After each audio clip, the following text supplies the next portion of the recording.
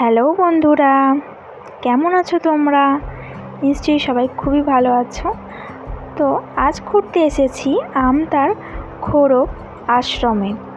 মন্দিরটা অনেক দিন ধরেই তৈরি হচ্ছিল, তো কমপ্লিট হওয়ার পরে আমরা ঘুরতে এসেছি, তাই তোমাদের সাথে সেটা শেয়ার করলাম।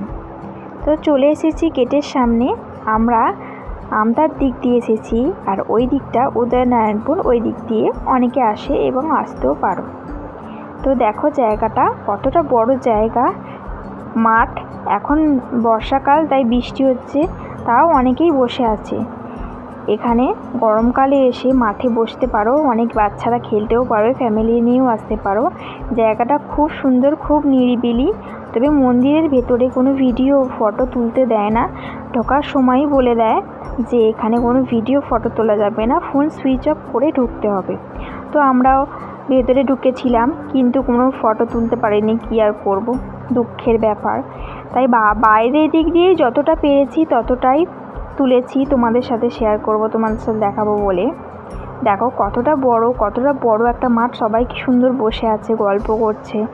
খুবই সুন্দর জায়গা, এলে মন ভরে যাবে, মন প্রাণ ভরে যাবে, এতটা সুন্দর জায়গা, শান্ত, খুব সুন্দর জায়গা। এখানটা দেখো, এই প্লেসটা খুব সুন্দর।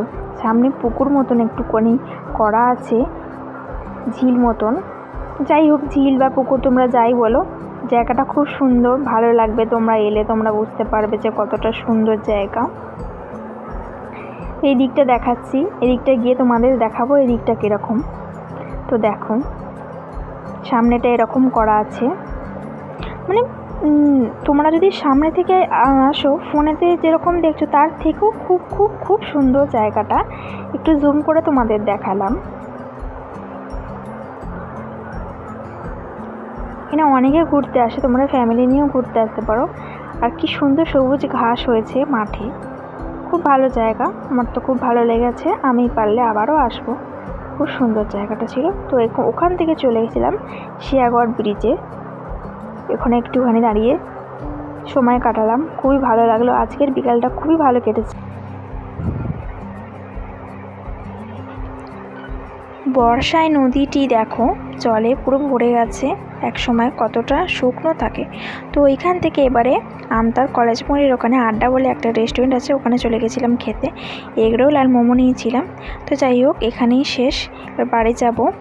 তো তোমাদের ভিডিওটা ভালো লাগলে অবশ্যই লাইক, শেয়ার আর কমেন্ট করতে ভুলো না।